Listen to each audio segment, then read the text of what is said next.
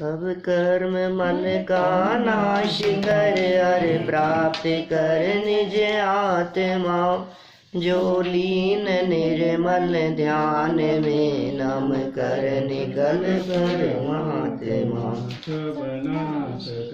घन घाति हरि हरि हंत पद को पा लिया। कर नमन उन जिन देव को यह काव्य पथ अपना लिया।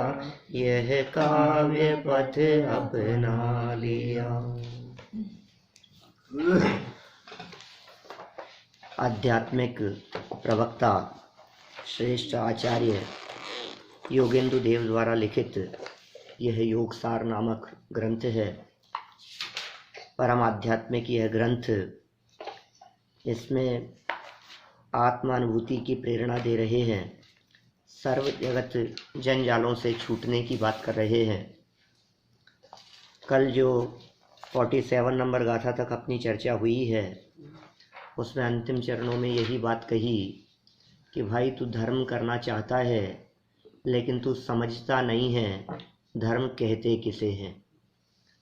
तू जिन क्रियाओं में धर्म समझ रहा है वे क्रियाएं सब जड़ की क्रिया है, उसमें चेतन का धर्म नहीं है। चेतन उन जड़ क्रियाओं से न्यारा निराला एक अद्भुत तत्व है।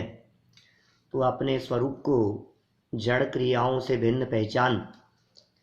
बाहर में खाने पीने में तो धर्म है ही नहीं, खाना पीना छोड़ने में भी धर्म नहीं है।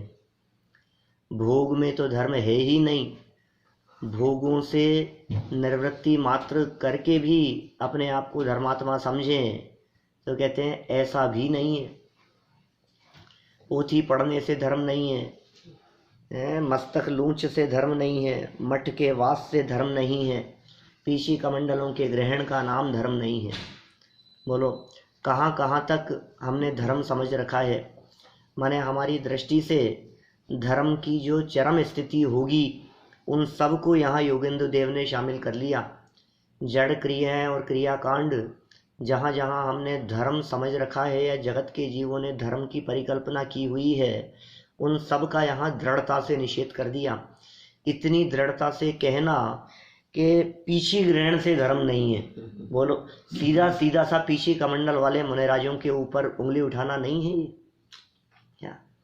ये बात वे ही कह सकते हैं जो स्वयं पीछी कमंडल वाले हों। क्या हमारी कहाँ हिम्मत गृहस्थ होकर के किसी साधु के बारे में कुछ कह सके। लेकिन जो स्वयं पीछी कमंडल से सहित हैं वे कह रहे हैं कि भाई साहब ये पीछी कमंडल हाथ में होना ये धर्म का लक्षण नहीं है। बाहरी क्रिया होना, बाहर से वस्त्र आभूषण परिग्रह का त्याग होना, बाहर से सब कुछ त्यागा हो उसका नाम धर्म नहीं है। शिष्य कदाचित यह बात कहे कि साहब क्या बात कर रहे हो आप, अपना जैन धर्म तो त्याग प्रधानी है। हमारे जैन धर्म में तो त्याग की चर्चा है, तब त्याग संयम ये तो जैन धर्म की ब्यूटी है, तो आप त्याग का निषेध कैसे कर सकते हो। तो आचार्य देव कहते हैं जैन धर्म यद्यपि त्याग प्रधानी है लेकिन त्याग बाहर में नहीं होता, त्याग अंदर में होता है। बाहर से छोड़ने का नाम त्याग नहीं है, अंदर से छूटने का नाम त्याग है। आप सोचिए यदि बाहर से छोड़ने मात्र का नाम त्याग हो तो बाहरी कोई वस्तु ऐसी नहीं है जो हमारे 100 वर्ष पूरे हो जाने के बाद में वो छूटे नहीं। जीवन पूरा तभी अपने आप ही छूट जाएगी, उसमें क्या दम है। आप कहोगे साहब घर बार छूट गया, परिवार छूट गया, इसका नाम तो धर्म कह दो। बोले मौत होगी ना सब अपने आप छूट जाएगा। तो ये छूटने का नाम धर्म नहीं। ये सब तो छूटे या ना छूटे जो भी परिस्थिति होगी भूमिका अनुसार, लेकिन अंदर से उसके प्रति मोह छूटे, अंदर से उन वस्तुओं के प्रति अपनापन छूटे, उसका नाम वास्तव में छोड़ना है। इसलिए वस्तुओं का त्याग त्याग नहीं है, वस्तुओं के प्रति मोह राग द्वेष का त्याग ही असली त्याग है। तो देखिए यहाँ क्या कहते हैं उस त्याग की चर्चा करते हुए। सब क्रियाओं का निषेध तो हो गया इस 47 नंबर की गाथा में। तो क्रियाओं के निषेध में धर्म नहीं है, क्रियाएं करने में भी धर्म नहीं है और बाह्य क्रियाओं के निषेध में भी धर्म नहीं है। तो फिर किसका त्याग किया जाए, ये प्रेरणा दे रहे हैं यहाँ 48 नंबर की गाथा में। मूल गाथा पढ़ते हैं अपन लोग, देखिए पद्यानुवाद इसका। परिहार कर रुष राग आत्म में बसे जो आत्मा, बस पाएगा पंचम गति वह आत्मा धर्मात्मा। क्या कह रहे हैं भाई, परिहार कर। परिहार मतलब क्या होता है, छोड़ना। परिहार माने त्याग करना। और किसका त्याग करना, कि रुष माने द्वेष, और राग माने राग और द्वेष का त्याग कर। पीछे कहा था सब चीजों का त्याग करने की बात कही थी पीछे वाली गाथा में। सबका त्याग करके तुमने मठ में जाकर के बस गए, लेकिन मठ में जाकर के बसने से धर्म थोड़ी ना होगा। घर छोड़ करके मठ में बस गए तो मठ के प्रति अपनापन हो गया। 4 आदमियों का परिवार छोड़ा तो 400-4000 लोगों का बड़ा परिवार हो गया। कितना बड़ा कुटुंब हो गया। 2 कमरों का मकान छोड़ा, 4 कमरों का मकान छोड़ा तो 40 और 400 कमरों की धर्मशाला पर अपना अधिकार जमा लिया। एक छोटे से मंदिर में रहते थे, वहां का त्याग किया तो बहुत बड़ा तीर्थ क्षेत्र अपना लिया कि ये हमारा है, ये क्षेत्र हमने डेवलप किया है, ये हमने बनाया है। कुल मिलाकर के तो भैया मोह छोड़ना था। तो परिहार कर रुष राग, राग और द्वेष का परिहार करके, राग और द्वेष का त्याग करके आत्म में बसे जो आत्मा, जो आत्मा अपनी आत्मा में बस जाए, राग द्वेष का परित्याग करके, तो ये कहते हैं बस वही आत्मा पंचम गति की प्राप्ति करेगा। और वही आत्मा धर्मात्मा है। कौन धर्मात्मा है, जो आत्मा में बसे वो धर्मात्मा है। घर छोड़े वो धर्मात्मा नहीं है। हमने पहले भी कही है ये बात। सारा जगत घर छोड़ने वालों को धर्मात्मा कहता है, ज्ञानी कहता है, लेकिन हम कह रहे हैं घर में आ जाने का नाम धर्मात्मा है। घर छोड़ के जंगल में जाने का नाम नहीं, वीरान में जाने का नाम नहीं, एकांत में जाने का नाम नहीं, एक में जाने का नाम। उससे बढ़कर एकांत कुछ नहीं हो सकता है। अपने स्वभाव से बढ़कर एकांत कुछ नहीं है। असली एकांत तो अपने स्वभाव में आने का नाम है, उसे कहते हैं एकांत। तो आपने किस में एकांत समझ रखा है? जैसे आप जंगल में चले गए, वहां कोई डिस्टर्ब करने वाला नहीं। कौन सा जंगल, कहाँ जाएं? फिर वही क्षेत्र से धर्म मानने की बात कर रहे हो ना आप। हम कह रहे हैं किसी भी क्षेत्र से धर्म नहीं है, फिर आप जंगल में जाने की बात कैसे कर रहे हो? फिर आप किसी क्षेत्र में जाने की बात कैसे कर रहे हैं? राग द्वेष कम हुए के नहीं, मोह मिटा के नहीं, मोह माया छूटी के नहीं, पर पदार्थों के प्रति, शरीर के प्रति, संयोगों के प्रति अपनापन छूटा या नहीं। देह के प्रति अपनापन छूटेगा तो वहां वन खंड आदि के अंदर भी शांति से रह पाएगा, नहीं तो जंगली जानवरों का भय सताएगा। कोई खा नहीं जाए, कोई आ नहीं जाए। आ जाएगा तो क्या होगा, खा जाएगा तो क्या होगा, जानवर आ जाएगा तो क्या होगा। डर लग रहा है हमारे को। यहाँ अकेले रहना तो बहुत मुश्किल काम है। और कभी कभी ऐसे लोगों के मुख से निकल भी जाता है कि तुम लोग समझते क्या हो, बन के देखोगे तो पता लगेगा। क्या छोड़ करके तो देखो हमारी, हम जानते हैं हमने जो छोड़ रखा है क्या स्थिति है। आसान काम नहीं है भाई साहब, घर गृहस्थी छोड़ करके, कपड़े लत्ते छोड़ करके, सर्दी गर्मी भूख प्यास सब सहना। आखिर सह रहे हैं ना हम लोग, भावलिंगी रट लगाते रहते हो तुम लोग, लेकिन हम जो कर रहे हैं ये कोई आसान काम है क्या? तो हम कहते हैं भाई बात तो सही कह रहे हो तुम, हमें पता लग रहा है कितना कठिन काम है। मुनिराजियों की भूमिका में जहाँ अंदर में स्वभाव का बल होता है, वहाँ इन सब क्रियाओं का पालन करना कठिन नहीं होता, ये सहज होती है। तुम्हारा यदि ये सब कठिन दिखाई दे रहा है, इसका मतलब हमें भूमिका का पता लग रहा है कि कितने पानी में है। छूटा नहीं है, जबरदस्ती छोड़ा है।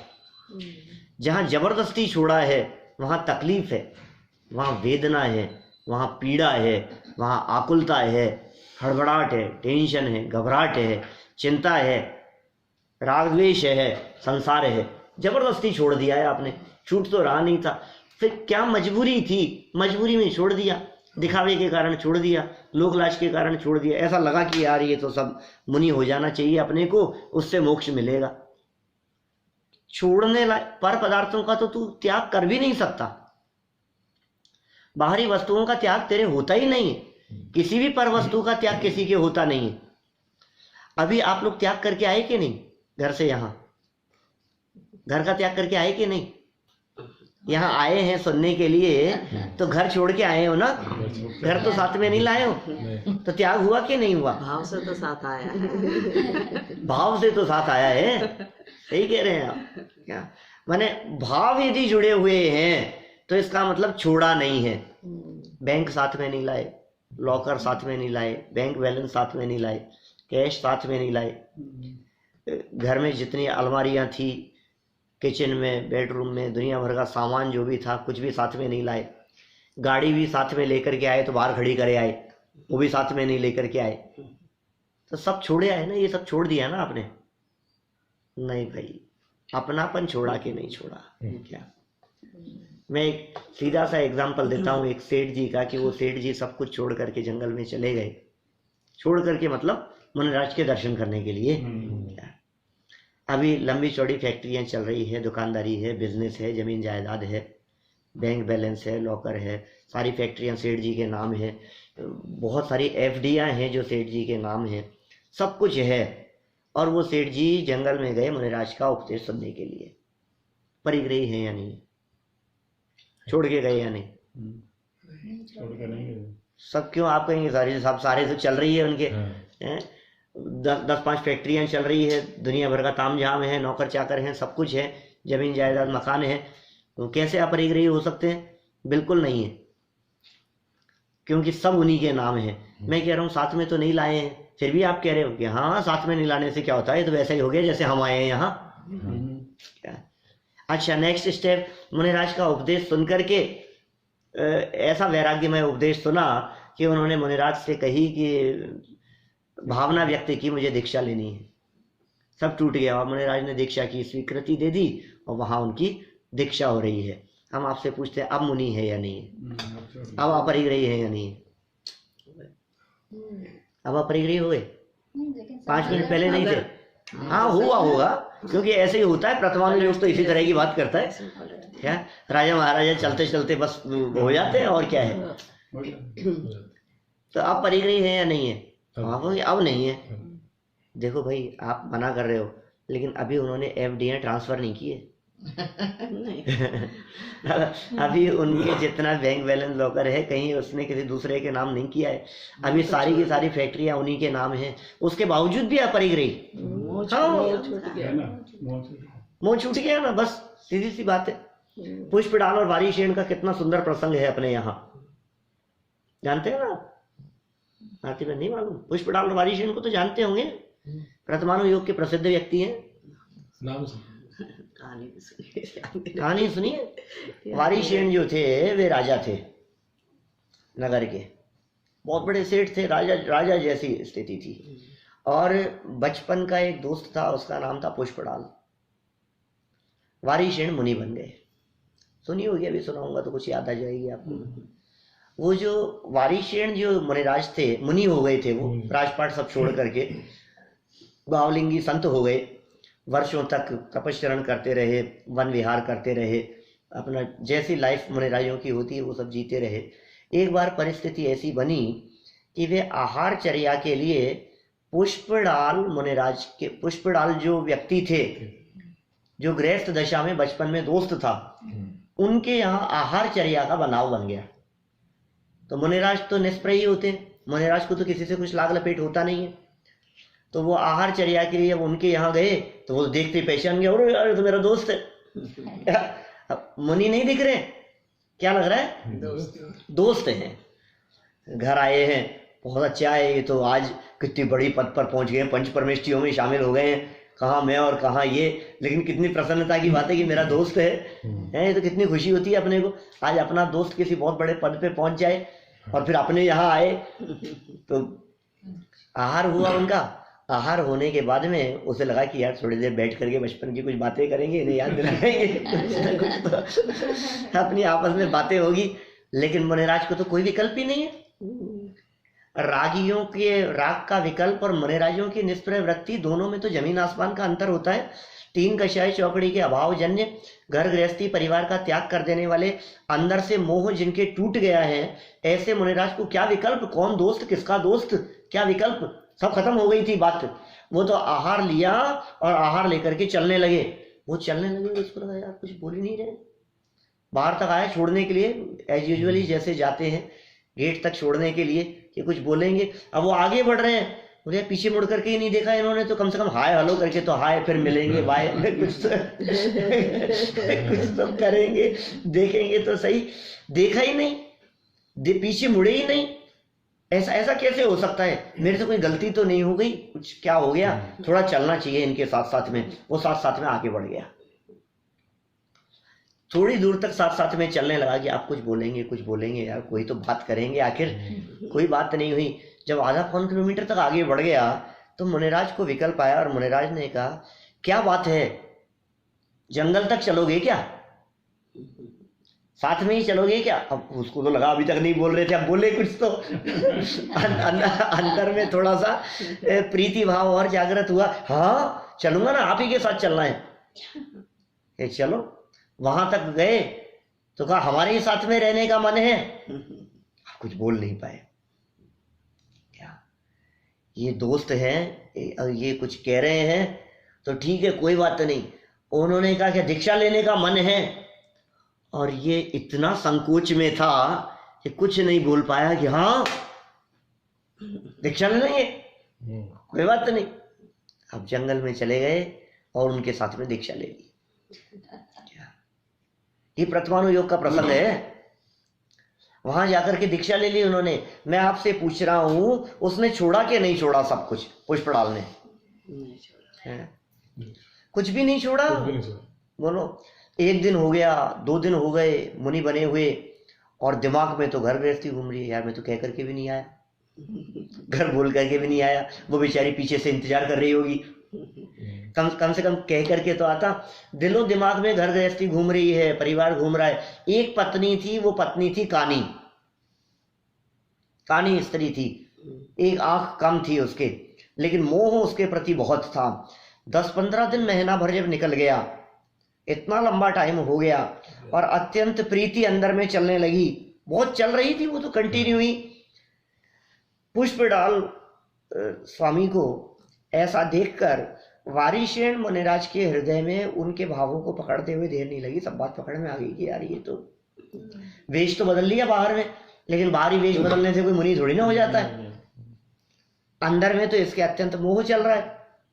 तो क्या किया वारिशेन मुनिराज ने, उन्होंने कहा कि चलो राजमहल चलते हैं। अपनी माँ के पास में संदेश भिजवा दिया। 32 रानियां थी उनकी दीक्षा के पहले। माँ के पास संदेश भिजवाया कि माँ मैं आ रहा हूं राजमहल में, सभी पत्नियों को तैयार करके रखना, क्या सज धज करके तैयार होने के लिए बोलना। संदेश भिजवा दिया माँ के पास में। माँ भी घबरा गई। मेरा बेटा घर गृहस्थी छोड़ करके निकला था, वीतरागी मुनि हो गया था, ये मुनि होकर के ऐसी दशा उसकी, ये कोई जच नहीं रही है मेरे को। ये क्या कलंकित करेगा हमारे कुल को। दीक्षा लेने के बाद में यहाँ वापस आने की बात कर रहा है, कहीं राग में उलझ तो नहीं गया है। क्या करूं मैं, लेकिन कैसे पूछूं, पता नहीं क्या बात है। उसने कहा कुछ नहीं कर सकते अपन, पूछना तो उचित नहीं होगा। एक काम करते हैं, एक तरफ तो सिंहासन लगेगा ही उसके बैठने के लिए, दूसरी तरफ लकड़ी का आसन पाटा लगा देते हैं। यदि वास्तव में रागी हो गया होगा तो सिंहासन पर आकर के बैठेगा, और रागी नहीं हुआ होगा तो काष्ठ के आसन पर, लकड़ी के आसन पर आकर के बैठ जाएगा। ये तो माँ ने विचार किया। दोनों वहां पहुंच गए। दोनों पहुंचे, अंदर में तो वितराग परिणति चली रही थी, राग का तो कुछ काम ही नहीं था। लकड़ी के आसन पर बैठ गए। एक एक पत्नियों को बुलाओ, और सज धज करके एक एक पत्नियां सामने से निकली। क्या, और वो जो पुष्पलाल थे वो देख रहे थे उनको। पुष्पलाल उनको देख रहे थे।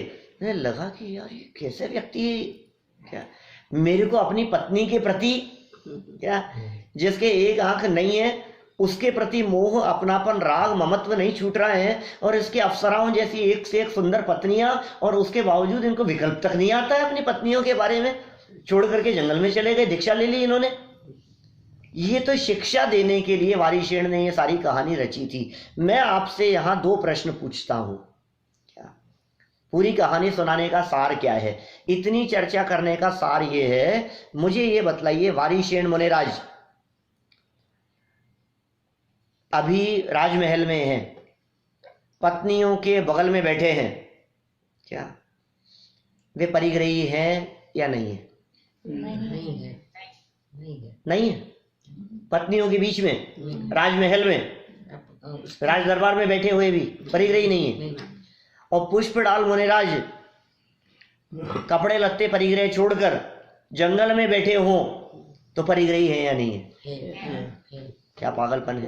एक व्यक्ति घर गृहस्थी छोड़ करके जंगल में बैठा है पीछी कमंडल लेकर के, आप कह रहे हो परिग्रही है, और दूसरा व्यक्ति राजमहल में पत्नियों के बगल में बैठा है, क्या आप कह रहे हो कि वो परिग्रही नहीं है? ये कैसी उठपटांग बातें करते हो आप? राजमहल में रहते हुए बगल में पत्नियां और सारा परिकर हो, उसके बावजूद भी परिग्रह नहीं है, और बाहर में कुछ नहीं दिखाई दे रहा है, पीछे कमंडल और जंगल में है, फिर भी कह रहे हो परिग्रही है। भाई साहब, ये ऐसा जैन धर्म है क्या? बाहर में सब कुछ होते हुए भी त्याग हो गया, और बाहर में कुछ नहीं होते हुए भी त्याग नहीं है। इसका मतलब त्याग होता है वो अंदर से होता है, त्याग बाहर से नहीं होता। ये कह रहे हैं परिहार कर, त्याग करके। किसका त्याग करके? रुष और राग का त्याग करके। राग का त्याग करो, द्वेष का त्याग करो, कषाय का त्याग करो, ममत्व का त्याग करो, अपनेपन का त्याग करो। बाहर से नहीं, अंदर से त्याग करो। परिहार कर रुष राग। ये सब कुछ छोड़ देंगे तो फिर कहां बसेंगे जाकर के? जंगल में? अरे नहीं, आत्म में बसे जो आत्मा, अपने आप में जो बसते हैं, कहाँ रहते हैं? निज में विश्राम करते हैं, निज में रहते हैं। कहाँ विहार करते हैं मुनिराज? जंगल में, गिरिकंदराओं पर, पहाड़ों पर नहीं।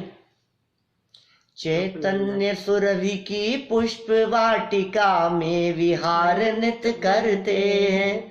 बाहर नहीं, अंदर की पुष्प वाटिकाओं में जो विहार करते हैं। बस बस बस, हो गया काम, अब कुछ नहीं। वो धर्मात्मा हो गए।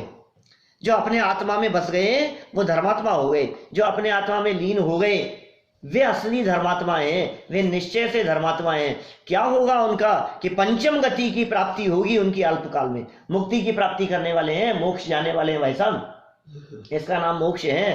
कि साहब अंदर गए हैं और आप कह रहे हो वहां जाएंगे मोक्ष। अरे वहां नहीं, मोक्ष अंदर में। मोक्ष बाहर में है ही नहीं, मोक्ष तो अंदर में, भीतर में है। भीतर जाने का नाम मुक्ति है, अंदर जाने का नाम मुक्ति है, अंदर जाने का नाम मोक्ष है। वो पाएगा पंचम गति। वो जीव पंचम गति की प्राप्ति करेगा, वह आत्मा धर्मात्मा। वो आत्मा ही धर्मात्मा है। धर्मात्मापन अंदर से होता है, धर्मात्मापन बाहर से नहीं होता। अरे बाहर से धर्मात्मा मानने का नाम तो बहिरात्मा होता है। क्या बाहर में आत्मपन की कल्पना करने वाले को तो बहिरात्मा कहते हैं, अंदर में आत्मपन की स्वीकृति करने वाले को अंतरात्मा कहते हैं। अंतरात्मा की चर्चा चल रही है। जो अंतरात्मा है वे धर्मात्मा है, जो बहिरात्मा है वे पापात्मा है। ये अंतरात्मा ही नहीं, ये तो परमात्मा बनने वाला है। पंचम गति की प्राप्ति होने वाली है। इसको कितना टाइम लगेगा उस पंचम गति की प्राप्ति करने में? अंदर में समाने एक बस की देर है। जो अंदर में समा गया वो हो गया परमात्मा। क्या टाइम लगता है? अंदर में समाने का नाम धर्मात्मा हो गए। ये भावी निर्वाण भाजनम कितनी देर में हो गया? टाइम लगता ही नहीं है। अंदर में जाने के बाद में क्या टाइम? टाइम तो तब तक है जब तक अंदर में नहीं गए हैं। कितनी सुंदर बात यहाँ कह दी है इन्होंने। जिनेंद्र देव ने उसे धर्म कहा है। सो धम्मू वो धर्म है, और उसमें बसने वाला जीव वो धर्मात्मा है। हो गया ये गाथा, है ना? एक बार पढ़ लेते हैं अपन हिंदी पद्यानुवाद वापस।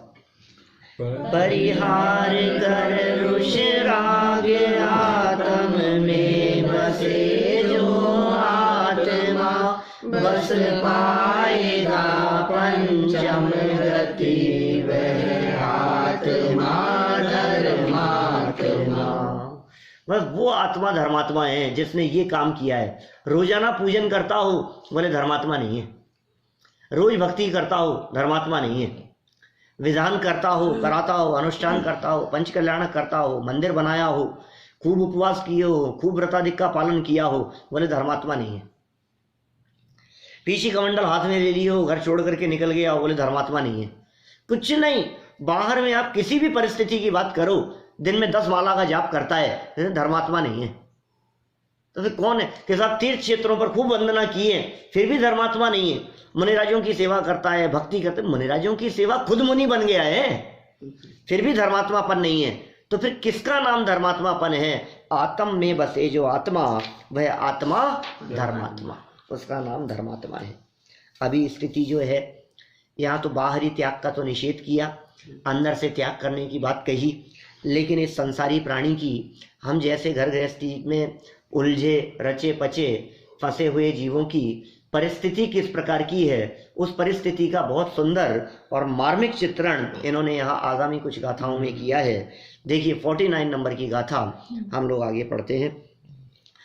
आयु गले मन ना गले, ना गले आशा जीव की, मोह सुरे हित ना सुरे, यह दुर्गति इस जीव की। क्या कह दिया है? आयु गले मन ना गले। कैसी हालत है हम सबकी? उम्र बढ़ती जा रही है, मन नहीं गल रहा है, शरीर क्षीण होता जा रहा है, देह नित्य क्षीण होती जा रही है, लेकिन इच्छाएं बढ़ती जा रही है, आकांक्षाएं बढ़ती जा रही है। मन ना गले, ना गले आशा, मन भी नहीं गल रहा है, आशाएं भी नहीं गल रही है, इच्छाएं भी नहीं गल रही है, मोह कम नहीं हो रहा है, अपनापन कम नहीं हो रहा है। ज्यों ज्यों उम्र बढ़ती चली जाती है, त्यों त्यों हमारी आसक्ति, त्यों त्यों हमारा मोह, त्यों त्यों हमारी इच्छाएं और अधिक बढ़ती चली जाती है। यद्यपि उम्र के पड़ाव के अनुसार धीरे धीरे इच्छाएं कम होनी चाहिए थी, शारीरिक शिथिलता है, लेकिन मन की शिथिलता नहीं है। ठीक है। अंजुली जल सम जवानी, क्षीण होती जा रही, प्रत्येक पल जर जर जरा नजदीक आती जा रही। काल की काली घटा प्रत्येक पल मंडरा रही, किंतु पल पल विषय तृष्णा तरुण होती जा रही, तरुण होती जा रही। बोलो क्या लगे? दादा ने कितनी सुंदर पंक्ति, बारे भावना की पंक्ति है, भारिल जी की लिखी। नहीं मालूम था आपको? दिन भर चलनी चाहिए, गुनगुनाते रहो, ऐसी पंक्तियां हैं। क्या पंक्तियां ऐसी है कि कोई अर्थ की जरूरत नहीं, अर्थ की जरूरत भी नहीं है।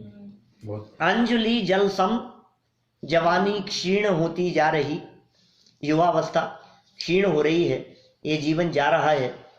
अंजुली जल सम जवानी क्षीण होती जा रही, और प्रत्येक पल क्या हो रहा है? प्रत्येक पल जर्जरित है, जरा बुढ़ापा, ऐसा बुढ़ापा जो जर्जरित अवस्था है वो नजदीक आती जा रही है। काल की काली घटाएं प्रत्येक पल मंडरा रही है, क्या पता कब बरस जाए। काल, मौत, मृत्यु किसी भी क्षण आ सकती है।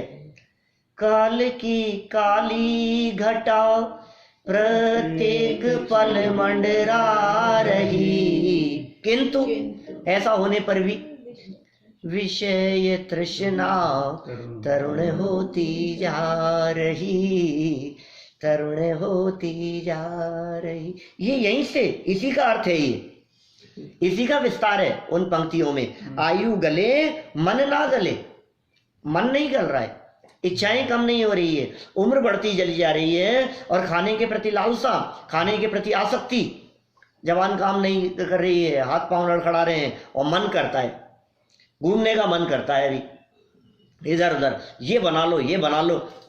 ताकत तो है नहीं, आंतें पचाती नहीं है, मुंह में दांत नहीं है, लेकिन फिर भी मन करता है कि ये खा लूं, ये खा लूं, ये हो जाए, ये हो जाए। ये कम नहीं हो रही है आसक्ति बिल्कुल भी।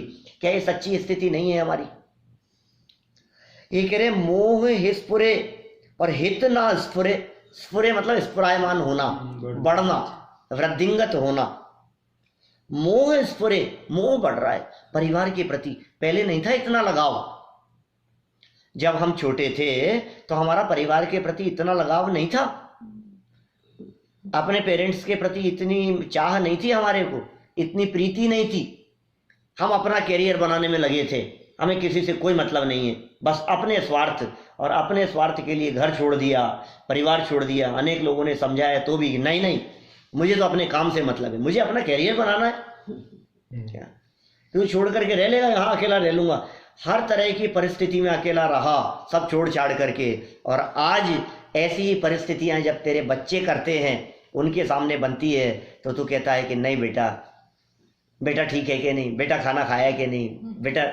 तेरा जो मोह है, आज के 20 साल पहले जो तेरी पोजीशन थी, उससे आज अपना मोह परिवार के प्रति, बच्चों के प्रति, बच्चियों के प्रति, उनके बच्चों के प्रति अपना जो मोह बढ़ता हुआ दिखाई दे रहा है, बोले ये जाल है, ये जंजाल में फंसता हुआ दिखाई दे रहा है, फंसा हुआ दिखाई दे रहा है हमारे को। हम क्या बात कहें तुझे? आयु तो गली है, मौत तो नजदीक आई है, आयु क्षीण हुई है, आयु खत्म हुई है, मन नहीं गला है। मन के गलने का मतलब मन में वैराग्य भाव आना, मन में मोह कम होना, मन में विरक्ति आना। इस तत्वज्ञान को पढ़ करके जो विरक्ति भाव आना चाहिए, इस तत्वज्ञान के अवलंबन से जो वैराग्य भाव आना चाहिए, इस तत्वज्ञान के अवलंबन से जो विषयों के प्रति आसक्ति और रुचि थोड़ी सी टूटनी चाहिए, जो मन कमजोर होना चाहिए, वो नहीं हुआ है। जो जो उम्र बढ़ती चली जाती है, क्लब तलाशता है, सीनियर सिटीजन क्लब। क्या क्या ये क्या हुआ? क्योंकि युवावस्था में तो फुर्सत नहीं थी, कमाने से फुर्सत नहीं थी, जॉब से फुर्सत नहीं थी, वो तो एज बिल्कुल पैक थी हमारी। उस उम्र में तो टाइम ही नहीं मिलता था, 10-10 घंटे, 15 घंटे, 16 घंटे काम काम काम। और अब थोड़ा सा पैसा कमा लिया है, थोड़ा सा रिटायर हो गए हैं, तो अब क्या करता है? अब शौक पूरे करना चाहता है अपने। मन नहीं गला है, उम्र गल गई है। उम्र को देख करके कोई व्यक्ति ये बात कहे कि इस उम्र में क्या, और ये कहे अभी तो मैं जवान हूं। वृद्धावस्था, शरीर से भले ही वृद्ध हो गया हो, लेकिन मन तो मेरा जवान है। मोह इस पर, आशा नहीं गल रही है, इच्छाएं नहीं गल रही है, तमन्नाएं नहीं मिटी है।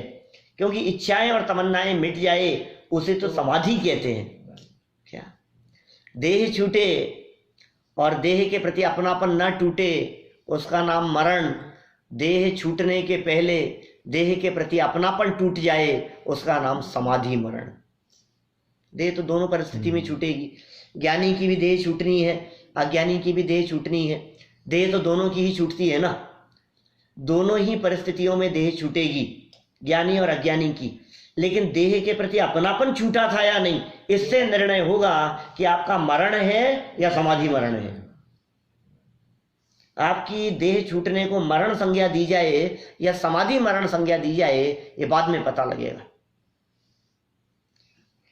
देखो क्या कह रहे हैं यहां पर, मोह स्फुरे, मोह बढ़ता चला जा रहा है, वृद्धिंगत होता हुआ दिखाई दे रहा है। हित ना स्फुरे, देखो इसके मोह बढ़ने का एक कारण ये भी दिखता है कि जो जो बुढ़ापा और मौत नजदीक आती है, त्यों त्यों इसके चित्त में थोड़ी घबराहट दिखती है। मर नहीं जाऊं, संभल करके रहना चाहिए। ये बहुत ज्यादा, जो पहले बिंदास घूमता था ना इधर उधर, ऐसे गाड़ी चलाता था, हवा में दौड़ाता था, क्या जैसे जहां उठता बैठता था, खाता पीता था, और अपने आप को कहता था कि मेरे कोई फर्क नहीं पड़ता है। अब इसका मोह ऐसा हो गया है भाई साहब, थोड़ा बहुत भी पांव लड़खड़ाते हैं तो इसको लगता है गया, जीवन पूरा नहीं हो जाए। हल्का सा झटका भी लगता है ना, चलते चलते थोड़ा सा रोड पर भी 2 इंच ऊपर नीचे रोड पर भी हल्का सा तेजी से झटका लगता है, तो इसे ऐसी घबराहट होती है कि अब मरा, पता नहीं है। तेजी से चीख भी लेता है तो धड़कन ऐसे हो जाती है कि क्या पता कौन सी चीख के साथ में सांस रुक जाए, जीवन पूरा हो जाए। ये स्थिति, ये बातें जो मैं कह रहा हूं, ये बातें मैंने अनेक बुजुर्ग लोगों से सुनी हैं, इसलिए मैं ऐसी बात कह रहा हूं। कई बुजुर्ग लोगों ने हमें ये बात कही है, कई लोगों से चर्चा करते हैं, वो चित्त में घबराहट देह छूटने के प्रति, और उस घबराहट का कारण ये है कि तत्व ज्ञान नहीं है। घबराहट का कारण ये है कि अपने आप को आत्मा स्वीकार नहीं करता, चेतन स्वीकार नहीं करता। इतनी सहजता दादा के जीवन में जैसी सहजता दिखती है, बड़ा गजब है। असली में समाधि में जीवन है। कोई बात नहीं, हमें क्या फर्क पड़ता है। यहाँ छूटे तो यहाँ छूट जाएगी, वहाँ छूटे तो वहाँ छूट जाएगी, फ्लाइट में छूटे तो फ्लाइट में छूट जाएगी, हॉस्पिटल में छूटे तो हॉस्पिटल में छूट जाएगी। क्या फर्क पड़ता है हमारे को, कहीं भी छूटे। क्या दादा कहते हैं, वो हॉस्पिटल में थे तो वो पढ़े थे, वो सुनाते हैं अपने प्रवचनों में ये बात। तो परमात्म जी भाई साहब वो कहते हैं आवाज लगा के, परमात्म ये ऐसा महसूस कर रहे थे कि मानो देह छूट गई हो। तो बोले पढ़ा क्यों है ये, इसको निपटाते जलाते क्यों नहीं हो, जलाओ इसको, इंतजार मत करो किसी का भी। किसका इंतजार करना है? अभी पूरे प्रवचन में कहा था। हाँ, अभी प्रवचन में कही थी, शायद मेरे ख्याल से कहा की बात है, कन्यादाना में कही थी। बोल ये बात अंदर में चलती है बराबर। इसका नाम है वीतरागता, इसका नाम है सम्यक दर्शन, इसका नाम है भेद विज्ञान, इसका नाम है आत्मानुभव, इसका नाम है सहजता। लोग कहते हैं सम्यक दर्शन किसका नाम है। कल 2-2.5 घंटे के लिए आनंद आए थे यहाँ, तो वो काफी चर्चा चल रही थी इसी तरह की।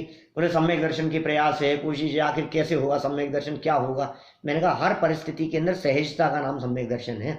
ये सहजता, इससे अपने आप ही पकड़ो, किसी को मत देखो। तुम्हारी श्रद्धा कितनी बदली है, अंदर में परिवर्तन हुआ है या नहीं, तुम्हारी लाइफ कितनी स्मूथ चल रही है, हर परिस्थिति के लिए तुम तैयार हो या नहीं। माथे पर संकट आ जाए, विपत्तियां आ जाए, सारा लोक हिल जाए, तुम्हारे को लगता है कि मैं सहज हूं? सहज हो आप? सारा लोक हिल गया है, भूकंप आ गया है, बाढ़ आ गई है, त्राही त्राही मच रही है लोक में, बिजनेस छूट गया है, परिवार चला गया है। ऐसी दशा नहीं होती है, रोजाना देखते हैं अपन, कहीं सुनामी की लहरें उठ रही है, कहीं भूकंप आ गया है, बच्चे छूट गए हैं, वो बह रहा है, वो तड़प रहा है, इनको मरते हुए देख रहे हैं, और हम अकेले। ऐसी स्थितियां बनने के बावजूद भी यदि आप उस परिस्थिति को सहज और शांत भाव से रहने की पावर रखते हो अंदर में, उस पावर का नाम है सम्यक दर्शन, उसका नाम है सहजता, उसका नाम है सरलता। चाहे मौत अभी आ जाए, मुझे क्या फर्क पड़ता है, लाखों वर्षों तक जीऊं या मृत्यु आज ही आ जाए। अभी यदि मेरे को मृत्यु आ जाए तो मुझे कोई टेंशन नहीं है, मुझे कोई विकल्प नहीं है। मेरे दिमाग में ये नहीं चलेगा कि यार कम से कम 5 मिनट और मिल जाते तो, क्या थोड़ा सा टाइम मुझे और मिल जाता तो मैं ये काम कर लेता, मैं ये काम कर लेता, मुझे ये करना है। मुझे कुछ करना बाकी नहीं रहा है, करने योग्य सब काम मैंने कर लिया है। इतनी सरलता सहजता हो नहीं होती लेकिन वृद्धावस्था में लोगों में। ये तो तत्व ज्ञान के अवलंबन से ये बात हो सकती है। बिना तत्व ज्ञान के आप यदि ये बात चाहेंगे तो ये बात नहीं हो सकती। तत्व ज्ञान के बिना ये परिस्थिति नहीं हो सकती। वो ऑन कर देना वहां से।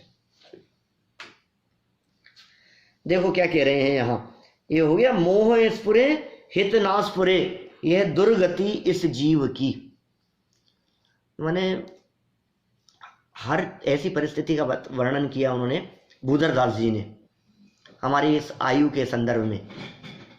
वो कहते हैं अपने समैया छंद है, बहुत सुंदर छंद में उन्होंने बात की है। जो ही दिन कटे सो ही आयु में अवसी घटे, बूंद बूंद बीते जैसे अंजुलि को जल है।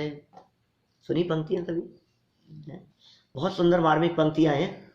वो कहते हैं ऐसी परिस्थिति का चित्रण किया उन्होंने जिस परिस्थिति में उनसे सामने किसी व्यक्ति ने आकर के पूछा, घर आए, कोई मेहमान आए, कोई मिलने के लिए आए, कहीं गए, किसी से मिले, तो मिलते हैं तो आप क्या पूछते हैं, और क्या हाल चाल है, और कैसी चल रही है लाइफ, बढ़िया, सब ठीक ठाक, मौज मस्ती में, तो आप क्या जवाब देते हैं?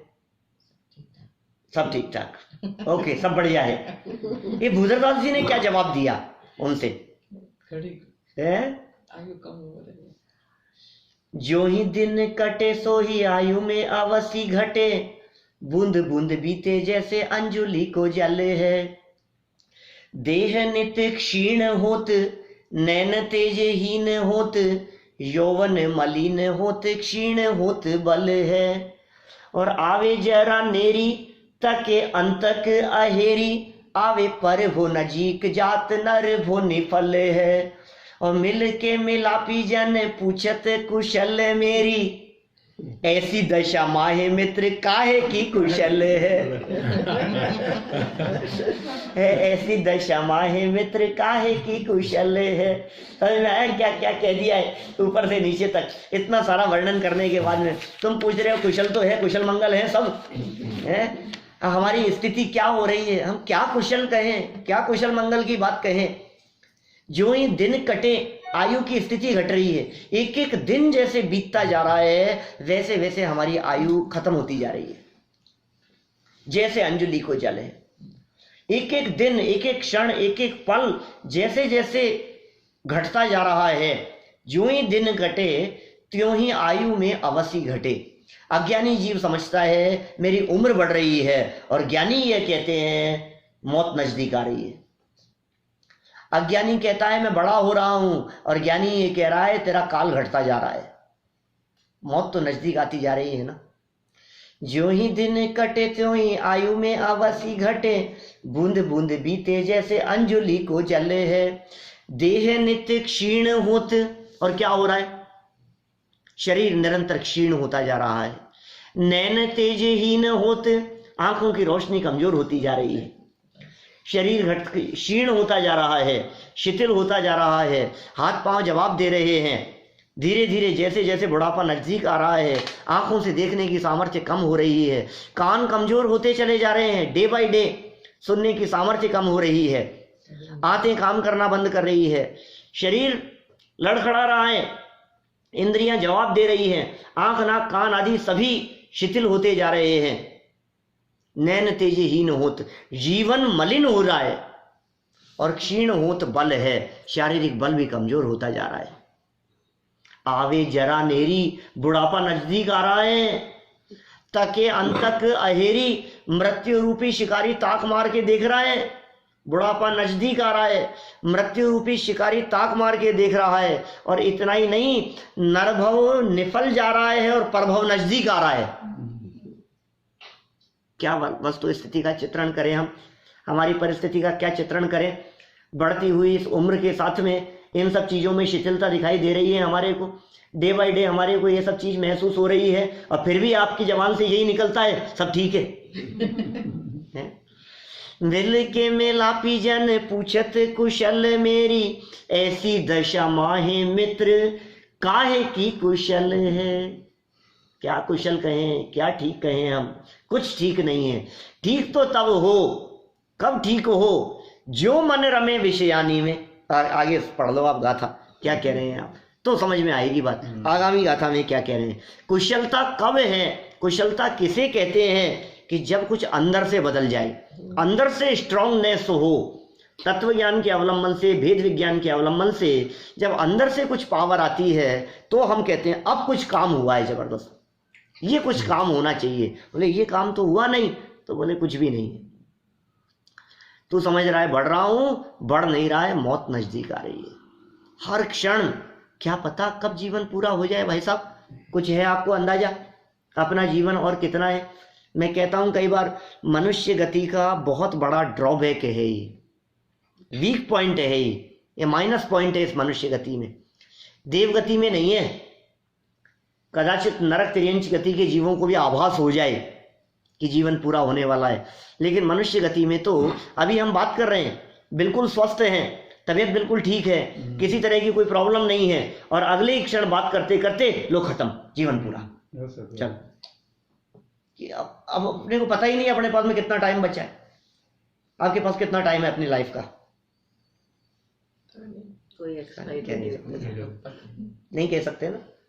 मैंने प्रैक्टिकल की है ये बात। अभी तो अपन ने ये मनुष्य गति दुर्लभ है ये बात कही, यहाँ जीवन कभी भी खत्म हो सकता है, ये बात मत कहना क्या किसी से, और किसी भी व्यक्ति से चर्चा करके देखना आपकी लाइफ का कितना टाइम है आपके पास में, जीवन कितना है। तो कहेगा अभी तो है, तो यार अभी तो युवा अवस्था है। हाँ। आजकल कितने 85 तक जाता है, 80-85 तक जाता है यहाँ। गिनने के लिए तो 100 ही करेगा। हाँ, गिनने के लिए तो 100 ही कहेगा। अभी यदि हमसे कोई बात करे, मान लो अभी ये चर्चा यदि नहीं उठाई होती और यदि कोई कहता, तो कहेंगे भाई साहब अभी तो कम से कम 30-40 साल तो कम से कम तत्व ज्ञान का प्रचार प्रसार करेंगे। जब तक शक्ति है 30-40 साल तक इतना तो समझ लो आप, हैं। आपके पास भी है इतना टाइम तो भाई साहब, आपके पास में 15-20 साल तो है। आपके पास में बाबूजी कितना टाइम है साहब 10-1 साल तो मान लो। कह सकते कितनी एज है आपकी? 70 प्लस 75। 10-1 तो कम से कम है, अभी इतना तो अपन कह सकते हैं। अरे 90 साल के व्यक्ति से भी जब मैंने बात की, क्या अखिल जी, 90 साल के व्यक्ति से मैंने बात की तो वो क्या कहते हैं, और साल 2 साल के मेहमान है। क्या क्या क्या कहते हैं, और साल 2 साल के मेहमान है। और सच्ची घटना बतला रहा हूं मैं, मेरे ताऊजी 92 के होकर की डेथ हुई उनकी, 2 दिन पहले मैं उनसे मिलने के लिए गया था। उन्होंने मेरे से ये बात कही, साल 2 साल के मेहमान है, ये सुनते ही नहीं है। अब और कितनी सी जिंदगी बची है हमारी बेटा, ज्यादा से ज्यादा साल 2 साल। साल 2 साल उन्होंने कही, और वो साल 2 साल की परिस्थिति कब 2 दिन में खत्म हो गई, कब अगले दिन खत्म हो गई, पता नहीं। बोलो, आप जो कह रहे हो ना कि आपके पास में 30 साल का टाइम है, 25 साल का टाइम है, 20 साल है, 15 साल है, ये 15 साल कब 15 मिनट 15 सेकंड में बदल करके खत्म हो जाएंगे हमें पता नहीं है। ये जिंदगी का मालूम नहीं है हमारे को, इतना बड़ा माइनस पॉइंट है। इसलिए क्या करें भैया, ये अवसर जो हमारे को मिल गया है हमें आत्म कल्याण में लगा देना चाहिए। ये बड़ी मुश्किल से ये दुर्लभ जिनवाणी हमारे को मिल गई है, ये वीतरागी तत्व ज्ञान हमारे को मिल गया है। बड़े भाग्य से हमको मिला जिन धर्म। वीतरागी तत्व ज्ञान मिलता नहीं है, जैन धर्म पढ़ने पढ़ाने वालों को भी नहीं मिलता है। गोंड सार पढ़ करके रह जाते हैं, कर्मों की चर्चा करके रह जाते हैं। क्रियाकांड प्रथमानुयोग पढ़ेंगे, चरणानुयोग पढ़ेंगे, कर्णानुयोग पढ़ेंगे, ये द्रव्यानुयोग की बातें, शुद्ध आत्मा की चर्चाएं, त्रिकाली ध्रुव ज्ञायक भगवान आत्मा की बातें, ये पढ़ने सुनने को मिलना बड़े भाग्य से है। ये गुरुदेव की कृपा से समझ लो आप, ये आत्मा बना बनाया भगवान इस देह देवल में विराजमान, ये हमें मिल गया है। गुरुदेव ने कोई नई बातें थोड़ी ना बतलाई है, हूं परमात्मा छू एम नक्की कर, ये कोई नई बातें हैं। ये लिखी है यहाँ कितने साल से, बोले 1600 साल से लिखी है, 1500 साल से लिखी है। 1500 सालों से जो बातें ग्रंथों में लिखी हुई थी, वही बात तो गुरुदेव ने निकाल करके बतलाई कि तुम कैसे जैन हो यार, तुम कैसे दिगंबर जैन हो, तुम कैसे अभ्यासी हो, तुमने ये बात पढ़ी ही नहीं, तुम्हें दिखता नहीं है यहाँ लिखा हुआ है। अरे ये तो मेरे को दिखा ही नहीं था। ये ग्रंथ तो हमने पूरा पढ़ लिया था, लेकिन हमारा ध्यान तो इस और गया ही नहीं कि मैं परमात्मा हूं। थर्ड एंटिटी है आत्मा। हाँ, ऐसा लगता है आत्मा माने मैं परमात्मा हूं, मैं भगवान हूं, इस देह देवल में विराजमान, कोई दूसरा नहीं। परमात्मा बनने की शक्ति की बात नहीं कर रहे हैं, तू बना बनाया परमात्मा है अंदर में, देह देवल में विराजमान। इस बात की स्वीकृति क्यों नहीं करता है तुझे, अंदर से इस बात की स्वीकृति क्यों नहीं होती है? ये कह रहे हैं क्यों नहीं होती है, ये योगेंदु देव कह रहे हैं हमें पता है, तेरी स्थिति को हम समझ सकते हैं। ये साहब आपको पता नहीं है आचार्य श्री, आपको पता नहीं है मुनिराज, मेरी मैं ही जानता हूं। तेरी तू क्या जानता है, हम सब जानते हैं, वहीं से गुजरे। हाँ वहीं से गुजरे हैं। हम भी गृहस्थ थे ना पहले, हमने भी तो सब कुछ छोड़ा है, ऐसा थोड़ी ना एकदम ही सब कुछ हो गया है। हमारे साथ भी ये सब बीता है। कैसे बीत रहा है तेरा जीवन और क्या हो रहा है तेरी लाइफ में, देख जरा। 50 नंबर की गाथा, आत्म कल्याण के लिए प्रेरणा भी दे रहे हैं और हमारी परिस्थिति को भी बतला रहे हैं। 49 नंबर गाथा में एक परिस्थिति को बतलाया, तेरा मोह कम नहीं हो रहा है, आशाएं इच्छाएं कम नहीं हो रही है, मन नहीं गल रहा है, आयु गल रही है। और फिर क्या कहा, ये दुर्गति, देखो अपन तो गाथा से आगे बढ़ रहे थे और ये दुर्गति भूल ही गए अपन। ये पढ़ी थी ना भी अपन ने पंक्तियां, अपना ध्यान तो नहीं गया इधर। हाँ साहब क्या हो गया, कोई बात नहीं, तुझे पता नहीं है तेरी आशाएं इच्छाओं से तेरी दुर्गति हो रही है।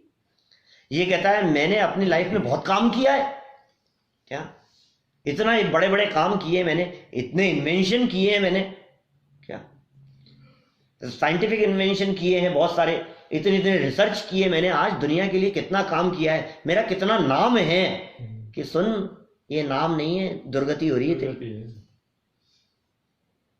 मैंने ये बना दिया, मैंने ये बना दिया, इतनी लंबी चौड़ी संपत्ति इकट्ठी कर दी मैंने, आज भाई साहब 7 पीढ़ियों तक तो मेरे आगे कुछ देखने की जरूरत नहीं है, इतना मैंने कमा लिया है, कोई कमी नहीं है, कितना काम किया है। तुम कह रहे हो बर्बाद जा रहा है, अरे भाई दुर्गति हो रही है, ये सुगति नहीं है। हमें तेरी परिस्थितियों में नरक दिख रहा है, तेरे फ्यूचर में, तेरे 5 दिन बाद में, 5 मिनट बाद में, 5 सेकंड बाद में। यहाँ तो लोग सेठ जी पुकारते रहेंगे और वहां डंडे पड़ना चालू हो जाएगा नरक में। तहां भूमि पर सत दुख इसो बिच्छू सहस, करोड़ों बिच्छू एक साथ डस लेवे, ऐसी वेदना शुरू हो जाएगी। यहाँ तो सेठ जी को चंदन की लकड़ियों में जलाया जा रहा है और वहां डंडे पड़ रहे, वहां भीषण आग, यहाँ चंदन की लकड़ियों में कितनी सुगंध पहुंचेगी वहां सेठ जी तक। ये दुर्गति होने वाली है, जीवन खत्म हो गया है भाई साहब। इसके सुगति के बारे में विचार करो। ये साहब हम क्या विचार करें, आप ही बता दो। तो 50 नंबर गाथा में बताते हैं, ज्यों मन रमे विषयानि में, यदि आत्मा में त्यों रमे, योगी कहे योगी जन तो शीघ्र जावे मोक्ष में। ओहो, क्या कह रहे हैं भाई साहब। जो मन रमे विषयानी में, अपने आप को टटोलने का प्रयास करो, अपने आप को पकड़ने का प्रयास करो। किसी दूसरे के ऊपर उंगली नहीं उठानी है, किसी दूसरे को कुछ नहीं कहना है, किसी दूसरे से कोई चर्चा नहीं करनी है, दूसरे के ऊपर आक्षेप नहीं लगाने हैं, अपने आप के निर्णय के लिए है। मेरा मन जिस तरह से विषयों में रमता है, सच सच बतलाना। स्वाध्याय करने वालों से कह रहे हैं, आत्मा परमात्मा की चर्चा करने वालों से कह रहे हैं, प्रतिदिन जिनका स्वाध्याय चलता हो, 2-4 कलाक जिनका स्वाध्याय में बीतता हो, 2-4 घंटा, उनसे ये कह रहे हैं यहाँ योगेंदु देव, सच सच बतलाना अपने हृदय पर हाथ रख करके कि तेरा मन जिस तरह से पंचेंद्रीय विषय भोगों में रचता पचता है, क्या उस तरह से तुझे आत्मा रुचता है? क्या उस तरह से तुझे आत्मा पसंद आता है? साहब क्या बात कर रहे हो साहब, हमें तो आत्मा ही पसंद आता है, हमें तो स्वाध्याय की चर्चा ही पसंद आती है, हमें तो यही पसंद आता है। कि नहीं, ये जिस समय हम यहाँ स्वाध्याय कर रहे हैं उस समय तो तुझे आत्मा पसंद आता है, लेकिन जिस समय यहाँ स्वाध्याय और चर्चाओं से उठते हैं उसके बाद तुझे क्या पसंद आता है बता। खान पीन, मौज मस्ती, घूमना फिरना, यहाँ से खड़े होते ही फिर ये विकल्प नहीं आता है, अरे आज न्यूज सुनी आपने, क्या खबर है, क्या फिर तुम्हें ये विकल्प क्या आता है बतला। विषयों के विकल्प नहीं आते। दिन रात उन पंचेंद्रीय विषय भोगों में ही तो रचे पचे हुए दिखाई देते हैं हमें ऐसा लगता है यही सब कुछ है, इसी में आनंद आ रहा है, इसी में मजा आ रहा है। भोगों में मजा नहीं आ रहा है, विषयों में मजा नहीं आ रहा है। अभी हमारे को अंदर से लग नहीं रहा है हमारे को, यार काम तो बहुत अच्छा है, मजा आ गया सा। पैसा बढ़ता है तो मजा आता है कि नहीं, प्रमोशन होता है तो मजा आता है कि नहीं, बतलाओ मेरे को। सच सच बतलाना अपने हृदय पर हाथ रख करके कि आज भी हमारी जो सैलरी है वो जस्ट डबल हो जाए तो मजा आएगा कि नहीं। जैसे ही इंफॉर्मेशन मिलती है वैसे हमारे चित्त की प्रसन्नता कितनी होती है। क्या है वो, क्या बढ़ गया, क्या बढ़ जाएगा। श्रीमद जी ने लिखा ना ऐसा, नर देह की यह हार है, लक्ष्मी बड़ी अधिकार भी पर बढ़ गया क्या बोलिए। क्या बढ़ गया, लक्ष्मी बढ़ गई, परिवार बढ़ गया, कुटुंब बढ़ गया, संपत्ति बढ़ गई, सारा वैभव बढ़ गया, पर बढ़ गया क्या ये तो बताओ, क्या बढ़ गया, क्या बढ़ गया है। मैं कहता हूं हमारे यहाँ विद्यार्थियों को जो महाविद्यालय में पढ़ते हैं, शास्त्री करते हैं, जब निकलते हैं तो अंतिम दिन, विदाई समारोह के दिन, उस दिन उनको अंतिम उद्बोधन में मैं ये बात कहता हूं, सारी दुनिया ये कहेगी कि ये बच्चा कितना आगे निकल गया, कितना आगे बढ़ गया। अपने आप को आगे बढ़ा हुआ मत समझना। बाहरी संपत्ति के बढ़ने से यश प्रतिष्ठा बढ़ जाए तो भी लोग बहुत तारीफ करने लगते हैं, अरे यार ये इतना सा बच्चा था, उस समय जब हम देखते थे उस समय तो कुछ नहीं था, और आज देखो कहां से कहां निकल गया। गजब है भाई, कितने प्रवचन करता है, लोग इसको कितना चाहते हैं, दुनिया में घूमता है, इधर उधर जाता है, कितना आगे निकल गया है। अरे साहब कुछ नहीं था, इसके पिताजी का जब स्वर्गवास हुआ था उस समय तो कुछ नहीं था इनके घर में, एक छोटे से मकान में रहते थे, और आज देखो साहब, वास्तव में उस समय जब बचपन में इसको देखते थे ना तभी हमारे को लगता था ये बहुत आगे निकलेगा, और आज सच में कितना आगे बढ़ गया है। ये आचार्य देव कह रहे हैं जैसे तुम आगे बढ़ना कह रहे हो, हमें तो वहीं खड़े हुए दिखाई दे रहे हो। जानते हो जैन दर्शनानुसार आगे बढ़ना किसे कहते हैं? गुणस्थानों के बढ़ने को आगे बढ़ना कहते हैं। बताओ, तुम बताओ अंदर में पहले से चौथा हुआ कि नहीं हुआ, तुम बताओ पांचवा हुआ कि नहीं हुआ, तुम बताओ छठे सातवें तक पहुंचे कि नहीं पहुंचे। यदि तुम आगे बढ़े हो तो गुणस्थान बढ़े कि नहीं बढ़े। यदि गुणस्थान नहीं बढ़े तो आचार्य देव कहते हैं, वीतरागी संत ये कहते हैं, हमें तो वही फर्स्ट स्टेप पर खड़ा हुआ दिखाई दे रहा है। तो कह रहा है बढ़ गया है, हम कह रहे हैं वही मिथ्यात्वी है, वही मिथ्या दृष्टि है। कहाँ बढ़ गया है?